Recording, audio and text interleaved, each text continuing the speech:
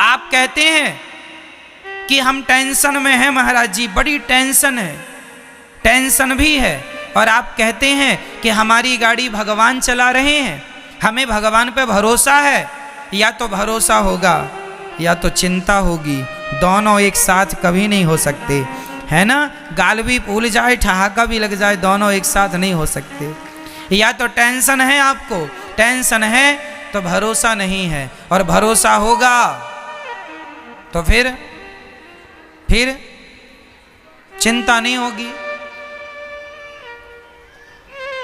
आप लोग क्यों नहीं भगवान पे भरोसा करते, क्यों नहीं भगवान पे विश्वास करते? महाभारत के युद्ध से क्यों नहीं सीखते? जैसे अर्जुन ने अपनी गाड़ी भगवान को सौंप दी, क्यों ना आप लोग भी अपने जीवन की गाड़ी भगवान को सौंप कर निश्चिंत हो जाओ, जो करेंगे भगवान करेंगे। मारने वाला है भगवान, बचाने वाला है भगवान। मारेगा भी वही, बचाएगा भी वही, भूखा भी वही रखेगा और पेट भर खवाएगा भी वही।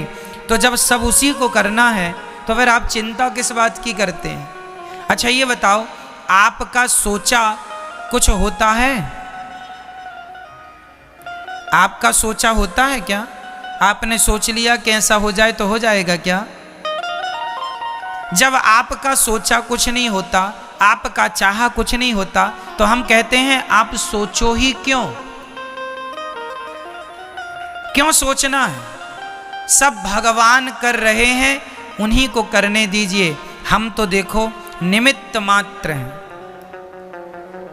बार बार मैं इन शब्दों को दोहराता हूं ताकि आपको किसी भी प्रकार से समझ में ये बातें आ जाएं।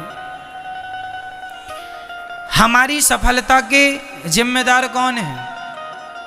भगवान चाह रहे हैं कि आप जीत जाएं, इसलिए जीत गए।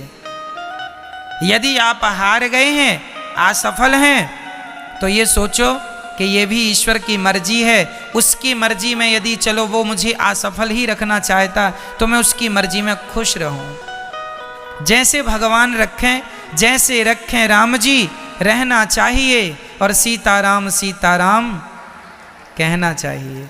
हर हाल में खुश रहने की आदत बनाओ, टेंशन मुक्त रहो, चिंता मुक्त रहो, जो करेंगे भगवान अच्छा करेंगे। एक पिता को चिंता होती है, महाराज मेरी बेटी सयानी हो गई है, बताओ मैं शादी करूं, लड़का ही नहीं मिल रहा है, महाराज जी बड़ी टेंशन है, बेटी का विवाह कैसे होगा? भाई लड़का देखो तो मन लगा के, कर्म तुम करो मन लगा के, चिंता ना करो, जब समय होगा अपने आप हो जाएगी। तुम कर्म करते रहो लेकिन चिंता ना करो। आप लोग चिंता करने लग जाते हैं। भैया को जगाइयो जरा। चिंता नहीं, चिंतन करना है। क्या करना है? क्या करना है मेरी मां? चिंतन। जो करने वाले हैं वो कौन है करने वाला? पितामह भीष्म ने प्रतिज्ञा ले ली, कल के युद्ध में पांडवों को मार डालूंगा। ये प्रतिज्ञा किसने ली थी महाभारत में? भीष्म पितामह ने। द्रौपदी दौड़ी दौड़ी रात्रि के 11 बजे आई, अरे कन्हैया सुन रहे हो, मेरे पतियों को मारने की प्रतिज्ञा पितामह ने ली है, बताइए मैं क्या करूं? भगवान बोले तू जान, तेरे पति जाने मैं क्या करूं, मैं तो युद्ध लड़ ही नहीं रहा हूं। द्रौपदी बोली मेरे पतियों की, पितामह की प्रतिज्ञा कभी अधूरी नहीं होती, पितामह सदा अपनी प्रतिज्ञा को पूरी करते हैं। हे दीन बंधु, हे दीनानाथ, हे नंद नंदन, हे श्याम सुंदर, मेरे पतियों की रक्षा कीजिए। भगवान बोले चलो अर्जुन से बात करते हैं। अर्जुन के पास गए तो अर्जुन बढ़िया खर्राटे दे के सो रहे थे, खर्राटे मार रहे थे, बढ़िया गहरी नींद में सो रहे थे अर्जुन। भगवान ने जगाया, अर्जुन जागो। अर्जुन ने कहा क्या हुआ, क्यों जगा रहे हो आधी रात को? भगवान ने कहा कल के युद्ध में पितामह ने प्रतिज्ञा ली है, कल तुम्हें मरना होगा, पांडवों को मारने की प्रतिज्ञा पितामह ने ली, कोई योजना बनाओ, रणनीति बनाओ, कल का युद्ध कैसे करोगे? तुम सो रहे हो। अर्जुन ने कहा कन्हैया सोने दो, आप भी सो जाओ मेरे पास, यहीं सो जाओ। भगवान बोले क्यों, तुम्हें नींद आ रही है? कल के युद्ध में, कल निर्णायक युद्ध होने वाला है। पितामह भीष्म की प्रतिज्ञा कभी झूठी नहीं होती। अपने बचाव की कोई प्लानिंग क्यों नहीं करते? अर्जुन ने मुस्कुराते हुए कहा, कन्हैया, जिसके रक्षक आप हो उस व्यक्ति को चिंता करने की क्या जरूरत है? हम तो निश्चिंत सो रहे हैं, आपके भरोसे सो रहे हैं। हम तो आपके भरोसे सो रहे हैं कि हमारे रक्षक तो भगवान श्री कृष्ण हैं। आपके होते हुए पितामह हमें मार डालेंगे क्या? ये अर्जुन का क्या था? ये अर्जुन का क्या था? देखो, जहां विश्वास पुष्ट है, जहां विश्वास अधिक है, क्या वहां चिंता है? और जहां चिंता है मतलब वहां विश्वास। तो आप में से कितने लोगों को भगवान पर विश्वास है? यदि है तो फिर अब ये बताओ कि आप में से चिंता किस किस को है? मेरी मां, चिंता नहीं, सौंप दो, अब सौंप दिया इस जीवन का सब भार तुम्हारे हाथों में है। जीत तुम्हारे हाथों में है, हार तुम्हारे। कर्म करना हमारा काम है, कर्म करना हमारा काम। कर्म हम करें, उसका परिणाम क्या होगा ईश्वर जानते हैं। इसलिए निश्चिंत हो जाओ भगवान के भरोसे। टेंशन नहीं, चिंता, खुश रहा करो, प्रसन्न रहा करो। ये सोचकर कि ये आज बताओ सूर्य भगवान आए, किसकी मर्जी से आए, आपकी या मेरी? बोलो मेरी मां। आज रात होगी किसकी मर्जी से? ईश्वर की। ये सृष्टि चल रही है किसकी मर्जी से? हम लोग लड़कपन से जवान हो गए, जवान से बुढ़े हो गए, किसकी मर्जी से आप बदल रहे हैं? आप क्यों नहीं, कल पैदा हुआ बच्चा आज ही जवान क्यों नहीं हो गया? उसे जवान होने में क्यों 20-25 साल लगते हैं? तुम्हारे हाथ में सब कुछ है तो तुम पैदा होते ही जवान हो जाओ ना। क्यों? तुम्हारा कुछ भी नहीं है। तुम्हारी ग्रोथ जो दिन दिन होती है वो तुम्हारी मर्जी से नहीं होती, ईश्वर की मर्जी से होती है। इसलिए सब ईश्वर के अधीन है। भगवान का चिंतन करना सीखो, भगवान पर विश्वास करना सीखो, भगवान के चरणों में आत्मसमर्पण करना सीखो। जब आप समर्पण कर देंगे तो आपकी गाड़ी भगवान ही चलाएंगे, उनके भरोसे खुश रहा करो बस। हम लोग अहंकार कर लेते हैं, जरा सा कमाने लग गए, जरा सा पैसा कमाने लग गए, हम कमा रहे हैं, हम पैसे वाले हैं, हम ये हैं वो हैं। अहंकार तो देखो आदमी का, आजकल का आदमी ना ऐसे चलता कैसे, ऐसे ऐसे अकड़ देखो जरा, ऐसे चलता है जैसे ये राजा हो, सब इसके गुलाम हैं। आप लोगों के पास कितना पैसा है? 10 लाख, 20 लाख, 1 करोड़, 10 करोड़, 50 करोड़, 1 अरब, 10 अरब, 100 अरब, कितना? जितना बोल रहे हैं इसी के अंदर होगा जो भी होगा।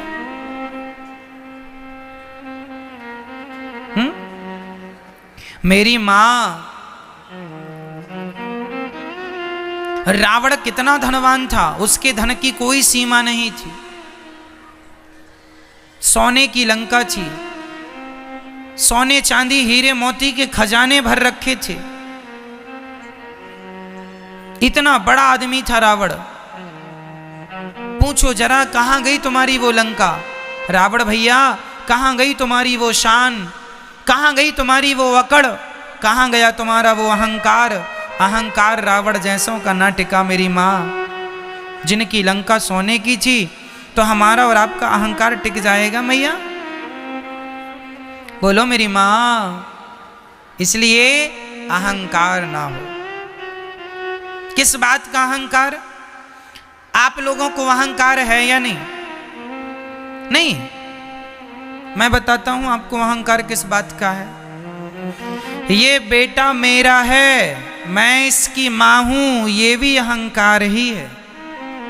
मैं इसका पिता हूं, ये भी अहंकार ही है। ये घर मेरा है, ये भी अहंकार ही है। मैंने तुम्हें रोटी दी, ये भी अहंकार ही है। मैं ना होता तो तुम मर जाते, ये भी अहंकार ही है। इसलिए इन शब्दों का प्रयोग कभी नहीं करना चाहिए। जो बेटा आपका है, बेटी है, पति है, पत्नी है, घर है, गाड़ी है, पैसा है, ये मेरा है ऐसा ना कहा करो। ये सब कुछ भगवान का है। ईश्वर ने हमें केवल जिम्मेदारी दी है संभालने की, हम संभाल रहे हैं बस। हम मैनेजर हैं, मालिक नहीं हैं। आप किसी बच्चे की मां नहीं हो। ये जो आपका बेटा है, ये आपका बेटा है ना मेरी मां। आप कहती हो ये बेटा मेरा है, तुम केवल इसलिए तो कहती हो मेरा बेटा क्योंकि तुमने 9 महीने गर्भ में रखा है। 9 महीने गर्भ में रखने से आपने कह दिया ये बेटा मेरा है। लेकिन जिस परमात्मा ने तुम्हारे बच्चे को आंखें दी हैं, आंखों की कीमत जानते हो बाजार में कितनी होगी? आंखों के इलाज में करोड़ों रुपए लग जाते हैं। जिनके इलाज में करोड़ों लग रहे हैं उन आंखों की कीमत क्या होगी? ये अनमोल रतन है।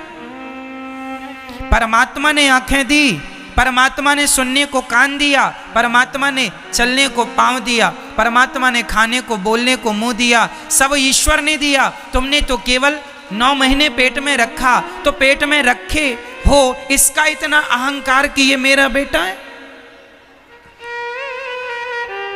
तुम्हारा बेटा पैदा होए तुरंत भगवान को सौंप दो, हे नाथ ये आपकी संपत्ति है, आपको सौंप रही हूं, ये आपका है, आप जानो, आपका काम जाने। हाँ, मैं यदि आपने मुझे मां बनाया है तो मैं इसको मां बन करके इसकी जिम्मेदारी पूरी करूंगी। इसे नहलाना, धुलाना, खिलाना, पिलाना, संस्कार देना, खड़ा करना, ये मेरी जिम्मेदारी है। जिम्मेदारी निभाओ।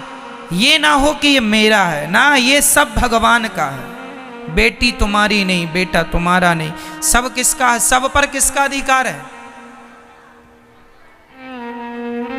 तुम्हारा था तो छोड़ के चला गया, रोक लेते ना तुम्हारा था तो। इसका मतलब तुम्हारा तो था ही नहीं। तुमने तो झूठा अहंकार बना लिया ये मेरा है। यही बात अपने पिता को, मतलब हर बाप को याद रखनी चाहिए। कोई तुम्हारा नहीं है। जिस घर में आप रहते हो वो घर आपका नहीं। भाव ये बना के चलो कि वो घर भगवान का है। संपत्ति सब रघुपति के यहाँ, सब भगवान का है। तो फिर हम कौन हैं? हम तो भगवान के घर में किराएदार हैं, हम ईश्वर के किराएदार हैं। ये भावनाएं बन जाएं तो आप अपने घर में नहीं, आप स्वर्ग में रहेंगे, ऐसा आपको लगने लगेगा। हमारा घर स्वर्ग है। भगवत भाव से रहना सीखो तो सही। आजकल आदमी, अच्छा ये बताओ, बैंक का मैनेजर जो होता है, बैंक में यदि 1000 करोड़ रुपए रखा है तो बताइए क्या वो पैसा बैंक, क्या वो पैसा मैनेजर का है? बोलो मेरी मां। नहीं, वो पैसा मैनेजर का नहीं है, पर देख रेख किसकी है? देख रेख मैनेजर की है। हिसाब किताब करेगा कौन? मैनेजर। देख रेख मैनेजर की है। मैनेजर बैंक में मैनेजमेंट के लिए होता है। मैनेजर मालिक नहीं है, मालिक तो गवर्नमेंट है बैंक की। मैनेजर केवल वो मैनेजर लाखों लेता है, लाखों देता है, लेकिन लाखों लेने में और लाखों देने में उसका कुछ भी नहीं है।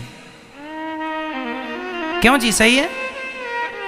वो एक मैनेजमेंट के लिए है, उसका नहीं है, पर काम वही करता है।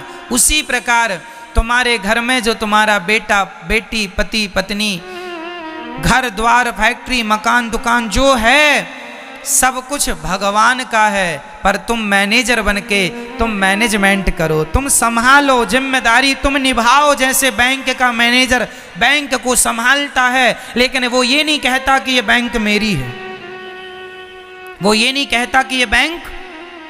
उसी तरह आप ये ना कहो कि ये पत्नी, ये पति, ये परिवार मेरा है, ये कहो कि ये सब भगवान का है। संभालना आपको ही है, पर अहंकार रहित होकर, अहंकार से मुक्त होकर संभालना है। ये संपत्ति सब रघुपति के यहाँ, सब कुछ किसका है? अरे और तो सब ठीक है, पति पत्नी बेटा बेटी, ये शरीर भी तुम्हारी प्रॉपर्टी नहीं है। आज हमारी एक किडनी कितने की होगी बाजार में बताओ? यदि आप अपनी किडनी बेचेंगी मेरी मां, कम से कम 50 लाख रुपए में बिक जाएगी। हाँ या ना? हाँ या ना? आपकी एक किडनी 50 लाख में बिक सकती है, तो दोनों 1 करोड़ की हो गई। चलो आपकी एक आंख यदि आप बेचना चाहें तो कितने की बिकेगी? बोलो मेरी मां, आपकी एक आंख की कीमत क्या है जरा बताओ मुझे। कम से कम 1 करोड़ मिल जाएंगे आपको एक आंख के। 2 आंख मतलब 2 करोड़। ऐसे शरीर के सारे पार्ट्स आप बेचने लग जाएंगे तो आप करोड़पति बन जाएंगे पल भर में। तो ये जो करोड़ों की प्रॉपर्टी है आपकी, शरीर रूपी प्रॉपर्टी, सच्ची बताना क्या ये प्रॉपर्टी भी आपकी है?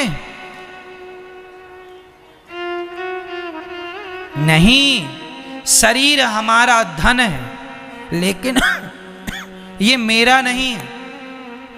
अपने आप को सदा सबसे अलग रखना, हम बिल्कुल अहंकार शून्य हो। हमें कैसा होना है मेरी मां? अहंकार, जोर से बोलो मेरी मां, अहंकार, अहंकार शून्य, अहंकार रहित होना है। रही बात हमारी कि हम कौन हैं, तो हमारी असलियत लोग नहीं जानते। आप लोग अपनी असलियत नहीं जानते। आपको पता है आपकी असली औकात क्या है?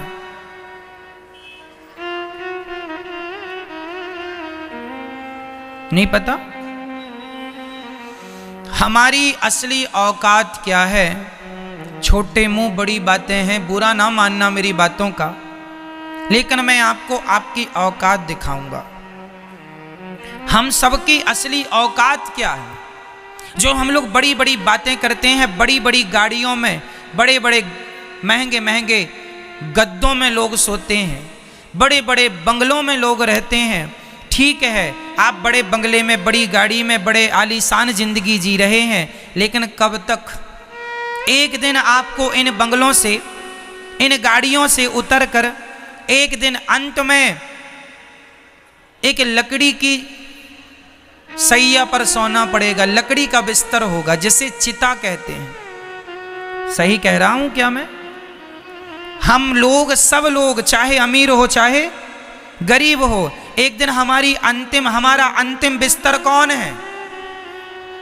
बोलो मेरी मां, हम सबका आखिरी बिस्तर क्या है? चिता। एक दिन हम चिता पर जाएंगे और हमारे अपने आग लगाएंगे और हम धू धू करके जल जाएंगे, और जलने के बाद रह जाएगी तो केवल राख रह जाएगी, आपकी और हमारी। कहां चला गया तुम्हारा वो अहंकार? कहां गया तुम्हारा वो घमंड? मेरी गाड़ी, मेरा बंगला, मुझे जानता नहीं मैं कौन हूं? जानता हूं साहब, आज नहीं कल मुट्ठी भर राख बन जाओगे, फूंक मारने से उड़ जाओगे। ये आपकी और हमारी अंतिम औकात यही है कि हम मुट्ठी भर राख हैं, फूंक मारने से उड़ जाएंगे।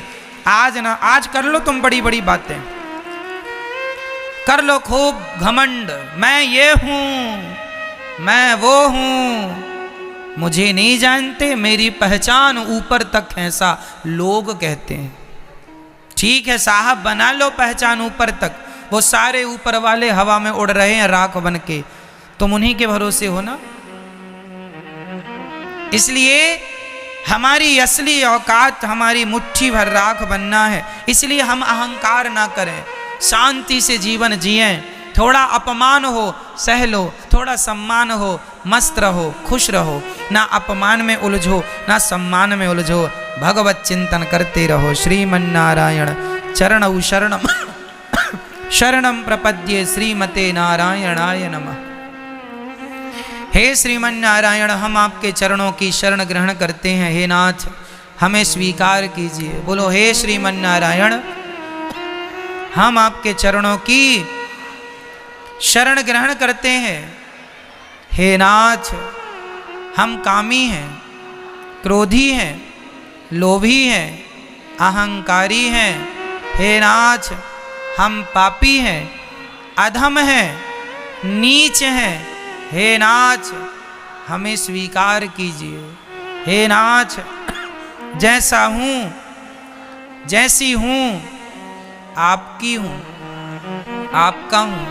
हे नाथ, मुझे स्वीकार कीजिए। हे श्रीमन्नारायण, मैं आपको कभी भूलूं नहीं, सदा आपका स्मरण बना रहे, चिंतन बना रहे, ये जीवन का सार है। हमारा जीवन बहुत छोटा है, थोड़ा है, लेकिन बातें बहुत बड़ी हैं, बहुत बड़ी हैं। कभी खत्म नहीं होती बातें, कभी अहंकार का कोई अंत नजर नहीं आता। जबकि हम नश्वर हैं, नाशवान शरीर पाए हैं, फिर भी देखो अकड़ तो देखो। आदमी ऐसे अकड़ दिखाता है जैसे कभी मरेगा ही नहीं।